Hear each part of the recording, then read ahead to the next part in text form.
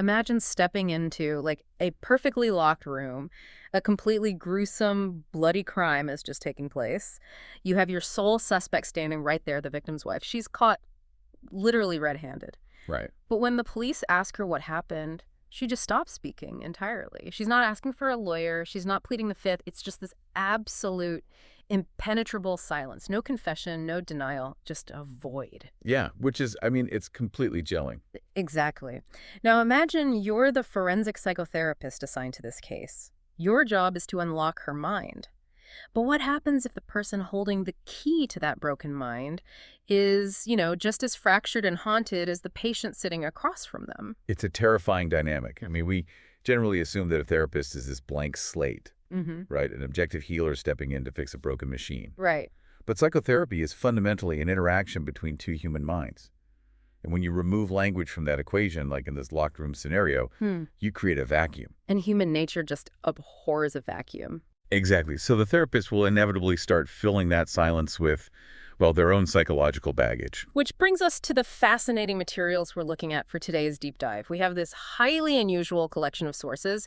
It's a mix of a personal diary, clinical medical notes, and the deeply confidential internal monologue of a psychotherapist. Right. It's a really rare look inside. It is.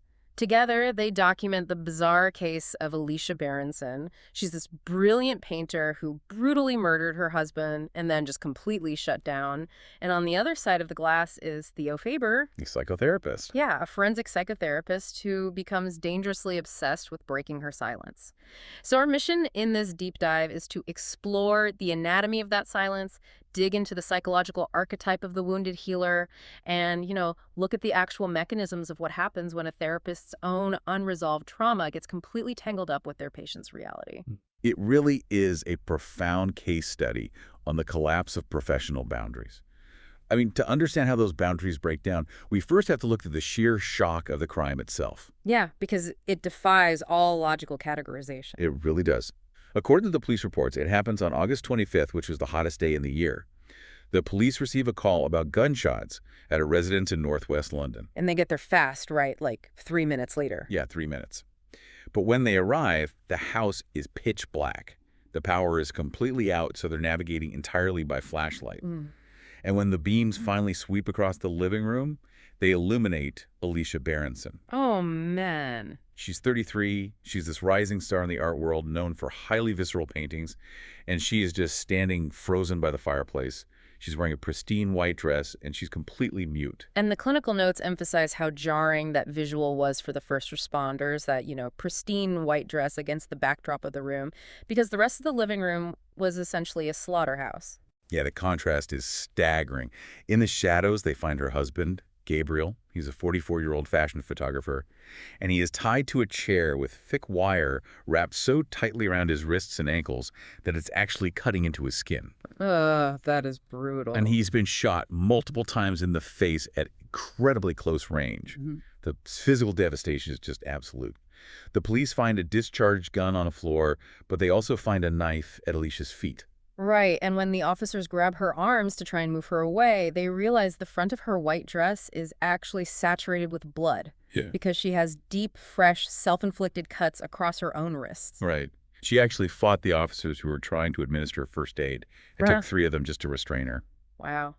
But, reading through the sources, the thing that immediately jumps out to me is the sheer contradiction between the violence of that room and the personal diary Alicia kept in the weeks leading up to the murder. Oh, absolutely. The diary is a crucial piece of this puzzle. She starts it on July 14th, so that's roughly 6 weeks before the killing. In it, she describes struggling with a really heavy depression. She says she feels like she's wading through mud, right? Yes, wading through mud. But the absolute center of gravity in those journal entries is her husband. She explicitly writes that Gabriel is the love of her life. She loves him so totally, completely, it threatens to overwhelm her. Okay, wait, let's unpack this for a second. Yeah. She even notes that she's only keeping the journal to reassure him because she can't bear the thought of causing him worry. She literally writes a vow on the page, like no crazy thoughts allowed. Exactly. But if she loved him so completely and couldn't bear to cause him distress, why shoot him in the face? I mean, this is like a locked room mystery where the only witness swallowed the key. It's a total paradox. It is. It forces clinicians to really question the psychological function of the diary itself. Like, is a diary a place for objective truth, or is it a mechanism for intense denial? Oh, that's interesting. Right. Is she writing these things to convince her husband, or is she desperately trying to convince herself that everything is fine? But we can't ask her, because from the moment those flashlights hit her, through her hospitalization, the police interrogations, and her entire murder trial, she never utters a single sound. Not a peep. Her lips move occasionally, but nothing comes out. Which the judge at her trial naturally views as a calculated insult. The assumption in court is that innocent people scream their innocence and guilty people who are sorry, they beg for forgiveness. That's the standard judicial perspective, yeah. Yeah. But this is where Professor Lazarus Diomedes enters the case. Right. He's a professor of forensic psychiatry and the clinical director of this highly secure psychiatric unit called the Grove. He takes the stand and successfully argues that Alicia's silence isn't some legal ploy. He testifies that she's suffering from a profound pathological condition. The sheer horror of what transpired in that living room essentially short-circuited her brain. So can we break down the mechanics of that? How does trauma actually turn off someone's ability to speak? Well, it comes down to how the brain processes extreme threat. Language is a high-level cognitive function, right? It's governed by areas in the prefrontal cortex and the left hemisphere, like Broca's area. Okay. To formulate words, the brain requires a baseline sense of safety. When a person experiences a trauma so severe that it shatters their reality, the amygdala, which is the brain's primitive alarm system, takes complete control. Just totally takes over. Yes. It shuts down non-essential systems, including the language centers, to focus purely on survival. So Diomedes argues that Alicia isn't refusing to speak. She literally cannot access the neurological pathways required for speech. Wow. Her psyche has hit a wall and broken down, almost like an engine seizing up without oil. And the court buys it. They accept a plea of diminished responsibility, and instead of a standard prison, she's committed to the Grove under Diomedes' care. But, if her language centers are completely offline, how does a patient like that communicate their internal state? They find a channel that bypasses the damaged verbal pathways. For Alicia, that channel is her art. While she's under house arrest before the trial, she creates one final painting, and her entire methodology changes. Because historically, her process was, slow and meticulous, right? Taking months to plan a canvas. Exactly. But she paints this piece furiously, completing it in just a few days immediately after the murder. The tabloids, of course, feast on this. They frame it as the ultimate proof of psychopathy, this cold-blooded bitch casually going back to work while her husband is barely in the ground. But the painting itself tells a very different story if you actually look at the details. It's an incredibly unsparing self-portrait. She paints herself standing in her studio, completely naked. Yeah. She doesn't idealize her body at all. You see bony shoulders, prominent blue veins, and those fresh, jagged scars on her wrists. She's holding a paintbrush that's dripping red fluid, which, deliberately blurs the line between paint and blood. Yeah, that ambiguity is so powerful. And she's standing in front of a completely blank canvas. Her expression is entirely mute. Her lips are parted but frozen. And the Soho gallery that represents her, managed by this man named Jean-Felix Martin, makes the deeply controversial choice to actually exhibit the painting while she is standing trial. So wild. It becomes this macabre spectacle. Crowds are lining up past a neon red sex shop next door just to stare at it. Oh. But the psychological key to the painting isn't the nudity or the blood, it's the title. She painted one word in light blue Greek lettering in the bottom left corner, Alcestis. Okay, so we have a silent killer pointing us directly toward ancient Greek mythology. So what does this all mean? How does the myth of Alcestis decode what is happening in her mind? Well, Alcestis is the protagonist of a tragic play by Euripides. The core of the myth is about the ultimate unthinkable self-sacrifice. Alcestis' husband, King Admetus, is fated to die. The gods offer him a loophole, though.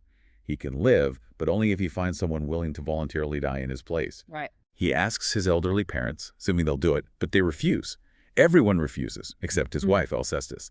She willingly steps into the grave so that he can continue to live. That is just fascinating. So instead of painting herself as a monster or even as a victim of abuse, she's aligning herself with the ultimate symbol of selfless, wifely martyrdom. But she's the one who pulled the trigger. Exactly. How does a forensic therapist even interpret a patient who claims ultimate victimhood while literally covered in her husband's blood? That profound dissonance is exactly what hooks our psychotherapist, Theo Faber. I mean, what's fascinating here is to understand why a therapist would become obsessed with a contradiction like that. You really have to examine the psychological makeup of the therapist himself. Right. Theo admits in his internal monologue that he didn't pursue psychology for the noble, altruistic reasons he listed in his job interviews. He states plainly that he went into the field because he was, quoting him directly here, fucked up, and he was desperately looking for a way to heal himself. He embodies the archetype of the wounded healer. It makes a lot of sense. People who are drawn to navigating the darkest corners of the human mind usually have some, familiarity with the dark themselves. And Theo's darkness stems from what he calls the land before memory, his childhood. Yeah, his childhood was incredibly volatile. He grew up in a household dominated by a terrifyingly unpredictable father. This wasn't just strict parenting. His father would fly into arbitrary, explosive rages over the slightest noise or just an innocent remark. He would chase Theo up the stairs, drag him out from hiding under his bed, and whip him with a heavy leather belt until Theo was just tossed aside on the floor. It was an environment of constant, terrifying hysteria. The air was always thick with breaking glass and screaming. Theo's mother even casually admitted to him once that his father was completely mad. In a modern clinical setting, the father would likely be diagnosed with a severe untreated personality disorder. Right. But for a child, living with an untreated personality disorder is like living in a minefield blindfolded. You develop this pervasive, free-floating anxiety because the threat is omnipresent and completely illogical. There is this incredibly vivid memory Theo shares in the sources that really highlights this dynamic. His father goes away to America for a month, and it snows heavily in London.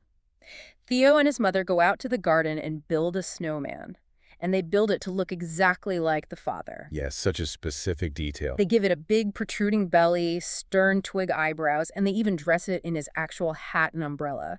Once it's built, they stand there and violently pelt it with snowballs, just giggling with relief. From a therapeutic standpoint, that snowman is a physical manifestation of pent-up terror.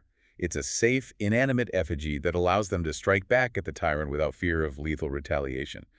But the truly revealing psychological moment happens later that night. Oh yeah, when he sneaks out? Theo sneaks out of the house alone into the snowstorm. He stands in the dark, holding his hands out, watching snowflakes land on his fingertips and instantly vanish.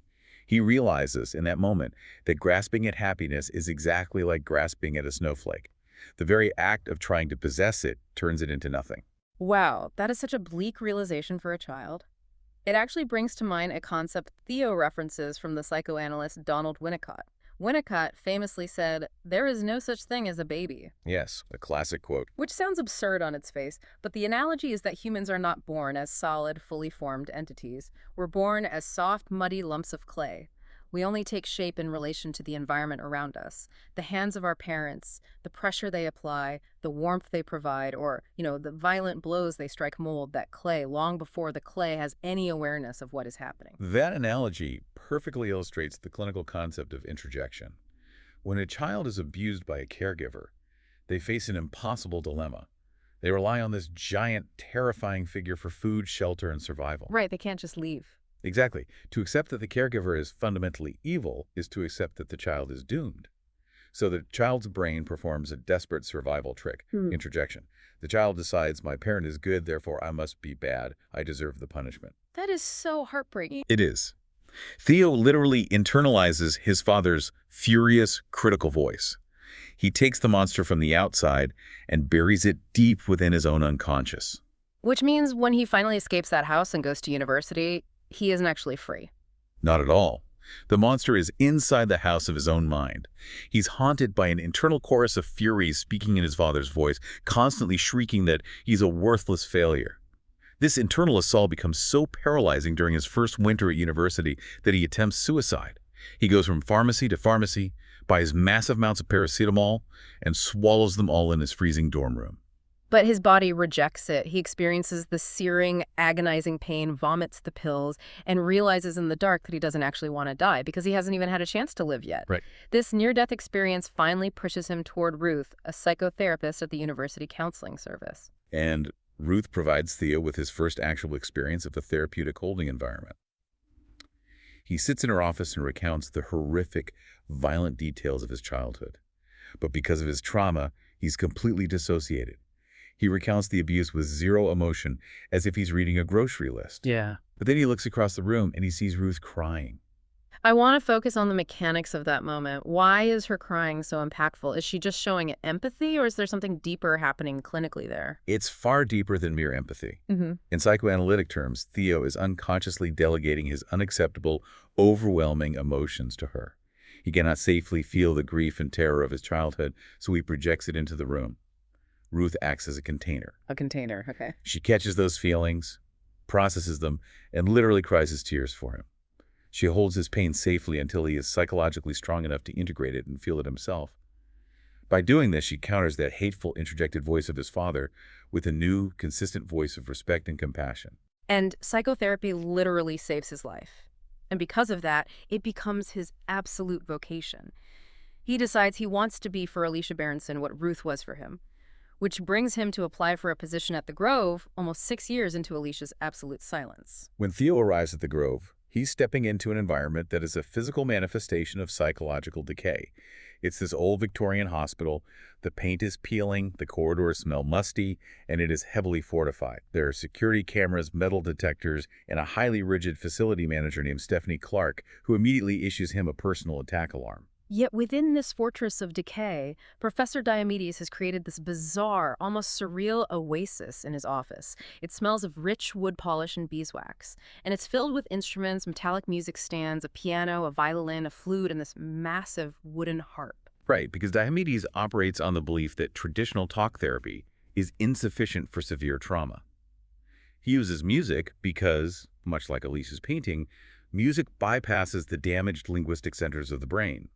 He views himself not as a doctor, but as a conductor, trying to bring a sense of harmony to minds that are vibrating at a chaotic, discordant frequency. But the day-to-day reality of the Grove is anything but harmonious. Theo's first community meeting, which is like a blend of administrative announcements and group therapy for the patients, descends into immediate chaos. A massive Turkish patient named Elif storms into the circle, screaming profanities, and hurls a violently snapped pool cue into the center of the room like a pair of jagged spears, just because the staff hasn't replaced it yet. That moment brilliantly illustrates the baseline volatility of a secure psychiatric unit. You are dealing with individuals who have immense, unprocessed reservoirs of anger. The slightest logistical friction, like a broken pool cue, can act as a spark in a powder keg. Yeah, but Theo handles it well, right? He does. He de-escalates Elif by addressing the emotion beneath the action, ignoring the broken wood, and speaking directly to her feelings of being ignored. This impresses Diomedes, but Theo's attention is completely split. He's scanning the room the entire time, looking for Alicia. Because he expects to see this dazzling, formidable artist, Yeah. but she's entirely invisible. When he finally locates her, the physical reality is shocking. She's slumped forward in a plastic chair, painfully thin and unwashed. Her vibrant red hair is a tangled, matted mess. She is heavily medicated on a cocktail of antipsychotics, primarily risperidone. Yeah. And her hands, the same hands that painted the Alcestis portrait, are trembling constantly, and uncontrollable drool is pooling at the corner of her mouth. She is effectively a ghost. What Theo is observing is the severe blunting of affect caused by heavy antipsychotic use. Medications like risperidone work by blocking dopamine receptors in the brain to reduce psychotic symptoms. But dopamine also drives motivation, physical expression, and emotional resonance. So it flattens everything. Exactly. By flattening the dopamine pathways, the medication effectively traps the patient inside a biochemical straitjacket. Diomedes confesses to Theo that he already tried to treat her and gave up. He describes going to her room, and she simply stared out the window, completely vacant. He warns Theo that Alicia is a silent siren, a patient whose silence lures ambitious therapists to dash their careers on the rocks trying to save her. But Theo is entirely undeterred. He demands that she be assigned to him. They bring Alicia to a bare, freezing therapy room for their first session, and Theo decides to utilize the method he learned from Ruth. He doesn't interrogate her, he doesn't ask about the murder or the gun. He just sits in the chair opposite her in pure, unbroken silence, attempting to create a safe container for her trauma to surface. In theory, providing a silent holding environment is a sound clinical approach for a mute patient. The problem is what Theo does outside of that room. Theo understands that explosive, murderous rage is almost never born in the present moment. It's a charge that builds up over decades, usually starting in that land before memory. Since Alicia cannot speak about her childhood, Theo feels an overwhelming urgency to find someone who will. And this is where the danger of the wounded healer manifests in a massive, alarming boundary violation. He completely goes rogue. I mean, in psychotherapy, the boundary is the treatment. You do not contact a patient's family members without their explicit written consent. But Theo bypasses all clinical protocols. He digs into her confidential file and finds the number from Max Berenson, Gabriel's brother and Alicia's former lawyer.